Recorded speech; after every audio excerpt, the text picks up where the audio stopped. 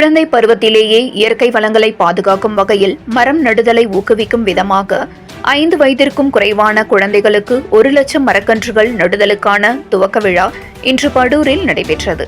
செங்கல்பட்டு மாவட்டம் சென்னையை அடுத்த படூர் ஊராட்சியில் ஹீரோ கிட்ஸ் தனியார் பள்ளியின் புதிய முயற்சியாக குழந்தை பருவத்திலிருந்தே மரம் நடுதலை ஊக்குவித்து பூமி வெப்பமயமாக்குதலை தடுக்கும் வகையில் 1 லட்சம் மரக்கன்றுகள் நடும் விழாவின் துவக்க நாளான இன்று முதற்கட்டமாக 200 நிழல் தரும் மரங்கள், மூலிகை மரங்கள் என பலவிதமான மரங்கள் நடுவதில் உள்ள சிறுவர்கள் விளையாட்டு பூங்காவில் நடப்பட்டது.